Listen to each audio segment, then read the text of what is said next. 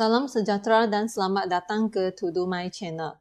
Sila subscribe dan like pada channel ini.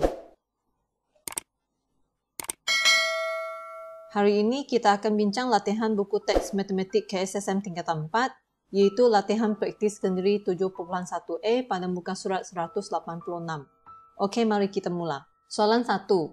Jadual di bawah menunjukkan masa yang diambil oleh Haji Ali untuk berjalan dari rumahnya ke masjid untuk menunaikan solat. Beliau memerlukan 20 minit untuk berjalan ke masjid yang terletak 300 meter dari rumahnya. Lukis satu graf jarak masa berdasarkan jadual yang diberikan. Untuk soalan ini, jadual nilai bagi jarak masa telah diberikan. Jadi kita, langkah pertama, pilih skala yang sesuai. Di sini untuk paksi mufuk, kita gunakan 2 petak mewakili 5 minit. Lepas tu untuk paksi mencancang, 2 petak mewakili 75 meter. Kemudian kita plotkan 5 pasangan koordinat titik yang diberikan dalam jadual. Iaitu yang pertama, sifar-sifar. Yang kedua, 5, 75. Ketiga, 10, 150. Keempat, 15, 225. Dan yang kelima, 20, 300. Akhir sekali, kita sambungkan titik-titik yang diplotkan dengan pembaris untuk membentuk garis lurus. Inilah jawapannya.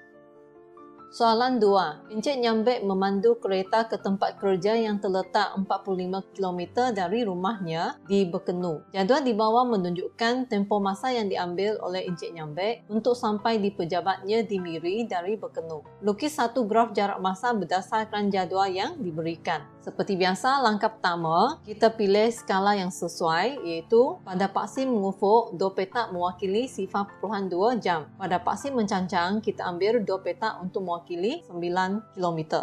Kemudian kita plotkan koordinat titik yang diberikan dalam jadual, iaitu yang pertama, sifar-sifar. Yang kedua, sifar 0.29. Yang ketiga, sifar 0.418. Keempat, sifar 0.627. Kelima, sifar 0.836. Yang terakhir, 1 sifar 45. Akhir sekali, kita sambungkan koordinat titik yang diplotkan dengan pembaris untuk mendapatkan garis lurus. Inilah grafnya.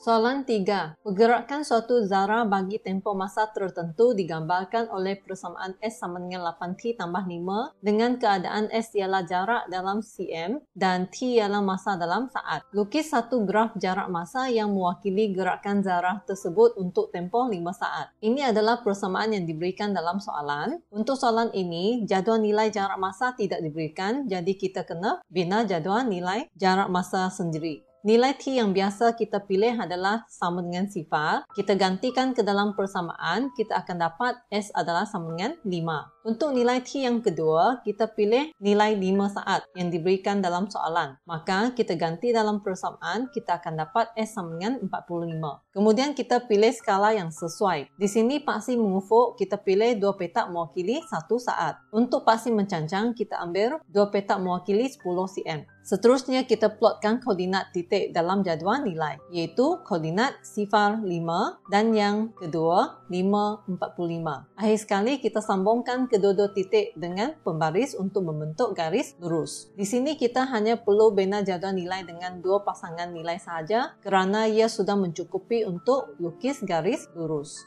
Ingat, labelkan persamaan bagi garis yang telah dibina.